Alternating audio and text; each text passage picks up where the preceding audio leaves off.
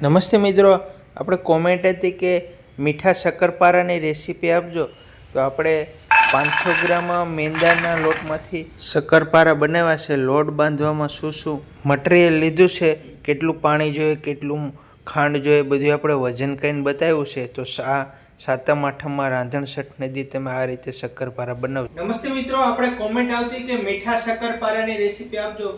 તો આપણે સાતમ આઠમ આવે છે અને તમારે જો ફરસાણની દુકાનમાં મીઠા શક્કરપારા એડ કરવા હોય તો આપણે 500 ગ્રામ મેંદાના લોટમાં શું શું જોઈએ છે એને આપણે શક્કરપારા બનાવીએ તો બધું જોખીને બતાવશો. કાંટામાં જીરો છે, 150 ગ્રામ ખાંડ લઈ લે. 150 ગ્રામ ખાંડ લીધી છે. 100 ગ્રામ પાણી નાખીએ. અત્યારે ખાંડને ઓગળાવા 100 ગ્રામ જેવું પાણી નાખવાનું. પછી તમારે જો જરૂર પડે તો 50 ગ્રામ પાણી જરૂરિયાત મુજબ લોટ કડક બંધાતો હોય તો નાખી શકો. 20 ગ્રામ જેવું ઘી નાખી દઈએ.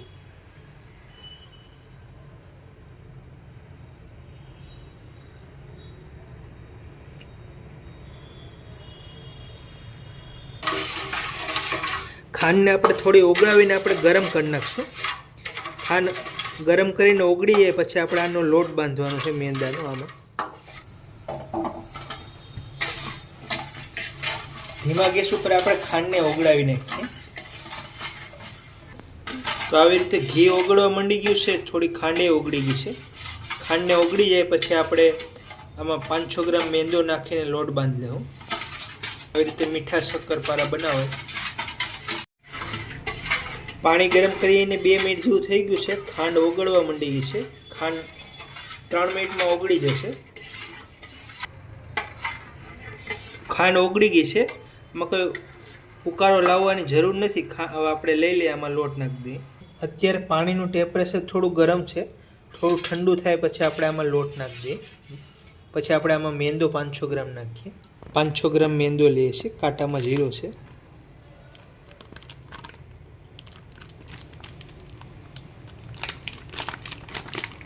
તો આપણે 500 ગ્રામ મેંદો લીધો, આનો લોટ બાંધી. મેંદાનો લોટ બાંધી લઈએ છીએ. થોડું આપણે પાણીને ઠરવા દીધું છે. આવી રીતે વજનથી તમે બનાવશો, તમારે ગમે એટલા શક્કરપારા બનાવો હોય તો બની જાય. રેસીપી એકદમ ઇઝી છે. પહેલાં 100-200 ગ્રામનું સેમ્પલ બનાવવાનું, પછી ધીમે ધીમે ફાવીએ પછી વધારે બનાવવાના. મિત્રો, થોડો લોટ કઠણ બંધાય છે. આપણે 50 ગ્રામ જેવું પાણી નાખી દઈએ. જીરો છે, 50 ગ્રામ જેવું પાણી નાખી દઈએ એટલે આપણે ટોટલ 150 ગ્રામ જેવું પાણી જોશે.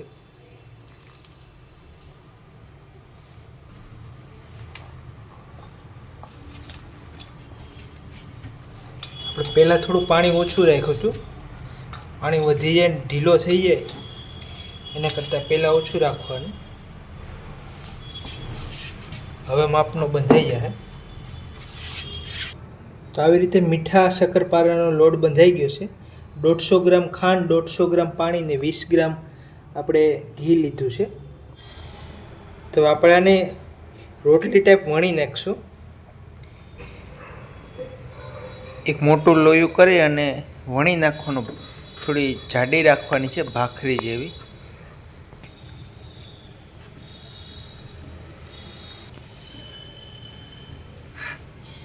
અને રોટલી ટાઈપ વણી નાખીએ.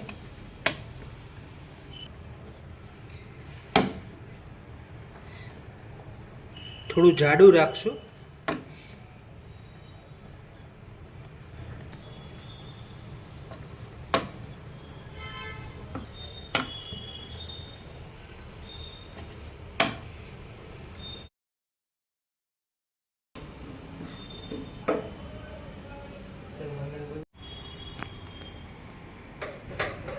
આવી રીતે આપણે 500 ગ્રામ લોટ બાંધ્યો તો બધાને વણી નાખાશે. આપણે ઘઉંના રોટલી વણી એના કરતાં મેંદાને વણવો થોડો ટાઈટ પડે છે.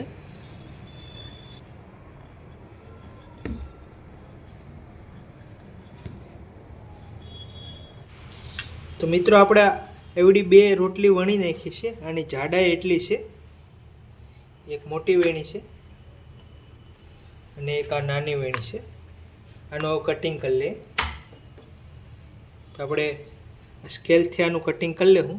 તમારે જે રીતના ડિઝાઇન કરવી એ રીતના.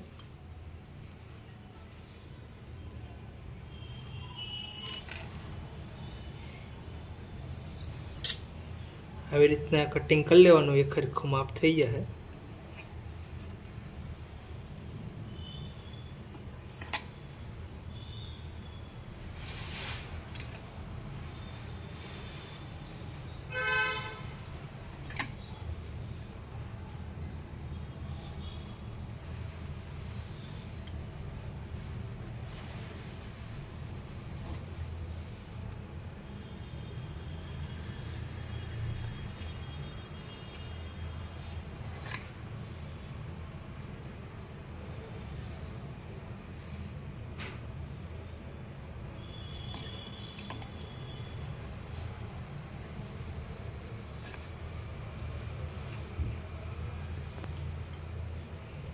આપણે ચોરસ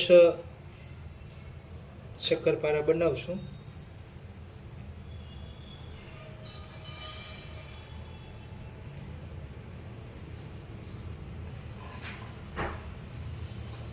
દૂરથી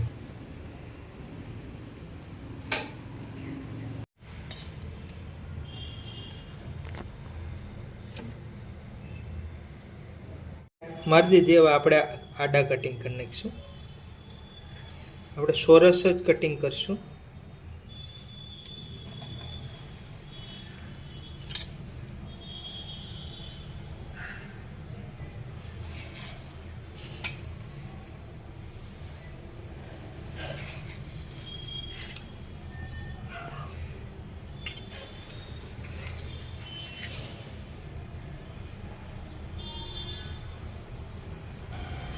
તો મિત્રો આપણે આવી રીતે શક્કરપારાનો લોટ બાંધ્યો, એની રોટલી વણી અને એનું હવે આવી રીતે ચોરસ કટિંગ કરી નાખ્યું છે. આ સ્કેલથી બધા એક સરખા ચોરસ થઈ જાય છે. આવી સ્કેલ હે તો કટિંગ કરવામાં થોડી વ્યવસ્થિત થાય. તો મિત્રો આપણે આવી રીતે શક્કરપારા કટિંગ થઈ ગયા છે. એટલા જાડા છે, હાવ પતલા નથી, એટલી રોટલી જાડી છે. આપણે હજી એક આ નાની રોટલી છે, જો એટલી એની જાડાઈ છે. આની ને એની બેની જાડાઈ સરખી છે, એવડા એવડા કટિંગ થઈ ગયા છે. તો આપણે આ શક્કરપારાને ડીશમાં લઈ લઈએ, એટલે આની ઉપર બીજા શક્કરપારાનું કટિંગ કરી નાખીશું.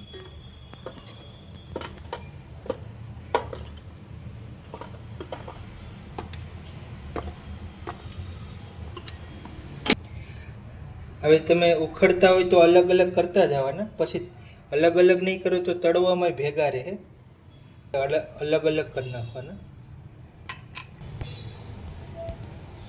તો મિત્રો આપણે મોટી રોટલીને આ ડીશમાં લઈ લીધા છે. જો આ શક્કરપારાની જાડાઈ એટલી છે. હવે નાની રોટલી ફટાફટ કટિંગ કરી અને આપણે તેલ, અહીં આપણે 1 કિલા જેવું તેલ ગરમ મૂકી દીધું છે રિફાઇન ઓઇલ ફ્રાય કરવા. આપણે આને પણ કટિંગ કરી લઈએ સેમ એવી રીતે. નાની રોટલીનું શક્કરપારાનું કટિંગ થઈ ગયું. ડીશમાં લઈ લઈએ, બધાય શક્કરપારા ભેગા કરીને હવે એને તળી નાખીએ.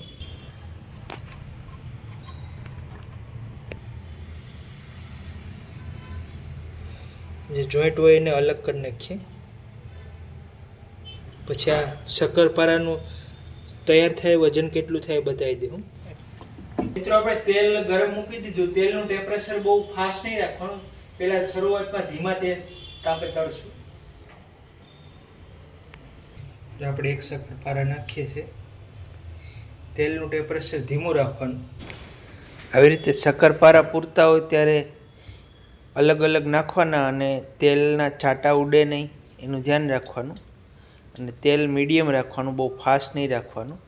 શરૂઆતમાં 3-4-5 મિનિટ મીડિયમ તેલમાં પર તળશું અને પછી 2-3 મિનિટ થોડા ગરમ તેલમાં તળી નાખશું, એટલે આપણા મસ્ત ક્રિસ્પી શક્કરપારા મીઠા તૈયાર થઈ જાય.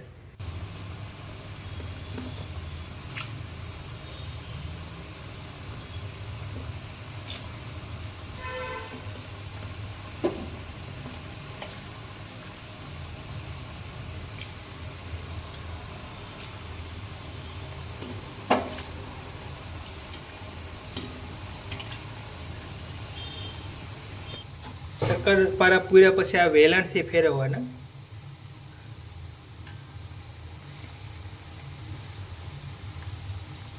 તૂટી ન જાય. તેલનું ટેમ્પરેચર ધીમું રાખવાનું. એટલું બધી ધીમું ના આવવું જોઈએ. હવે આપણે આને ધીમા ટેમ્પરેચર ઉપર 4-5 મિનિટ પાકવા દેવું. જો આ ખસ્તા બનશે, એકદમ બનવા માંડી ગયા છે. અને આને પાકતા 6-7 મિનિટ જેવો સમય લાગશે.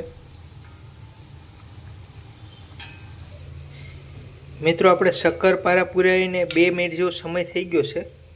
જો એકદમ બધા છૂટા છૂટા છે અને જો આ સેજ ફાટે છે એટલે આ એકદમ ખસ્તા બનશે. અને આપણે જેમાં તેલનું ટેમ્પરેચર શરૂઆતમાં 2-3 મિનિટ મીડિયમ રાખીએ એને હિસાબે આ બધા સેજ ફાટે છે અને ખસ્તા બને છે.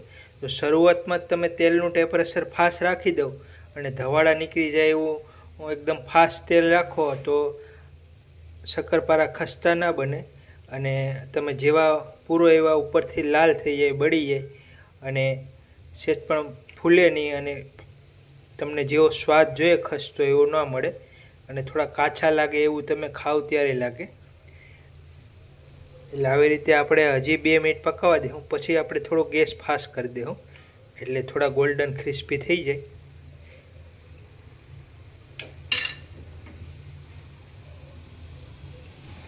તો મિત્રો 5 મિનિટ થઈ ગઈ છે. આપણે જેટલો ગેસ ફાસ્ટ થતો હતો એટલો કરી દીધો નાના ગેસમાં.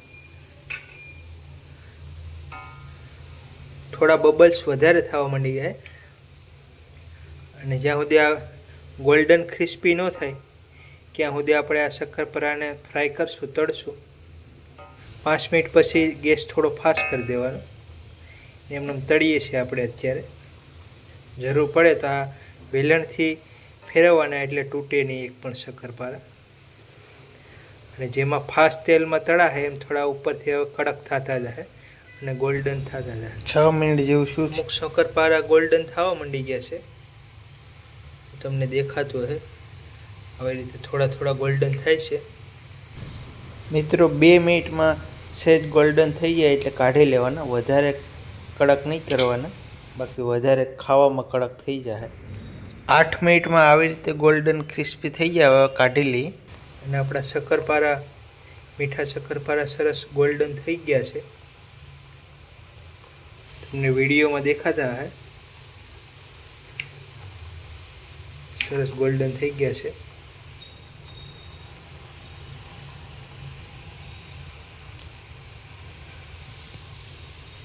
તો આ રીતના ગોલ્ડન ક્રિસ્પી થઈ જાય એટલે કાઢી લઈએ. આપણે પહેલાં ડીશનું વજન જોઈ લઈએ.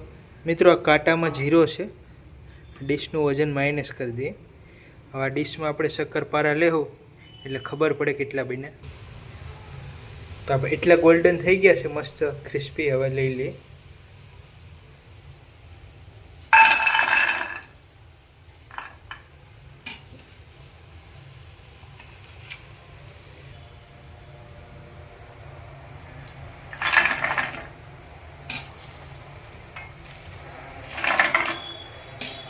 તો મિત્રો, આપણા મીઠા શક્કરપારા તૈયાર છે. આ ડીશનું વજન માઇનસ છે. કેટલા શક્કરપારા બન્યા બતાવીએ. તો ફીટ 700 ગ્રામ જેવા શક્કરપારા બન્યા છે. આપણે 500 ગ્રામ મેંદો લીધો હતો અને 150 ગ્રામ ખાંડ, એટલું પાણી. તો મિત્રો, જો આ બધા શક્કરપારા આવી રીતે ફાટવા માંડી ગયા છે એકદમ. તો મિત્રો, 700 ગ્રામ શક્કરપારા બનાવવા માટે આપણે 500 ગ્રામ મેંદો, 150 ગ્રામ ખાંડ, 150 ગ્રામ પાણી અને 20 થી 30 ગ્રામ ઘી નાખવાનું, જે મૂળ નાખો. શક્કરપારાનો વિડીયો સારો લાગે તો વિડીયોને લાઈક કરી દેજો, શેર કરી દો. ચેનલમાં નવા સબસ્ક્રાઈબ કરી દેજો. મળીશું અગલી વિડીયોમાં. જય માતાજી, બાપા સીતારામ, જય શ્રી કૃષ્ણ.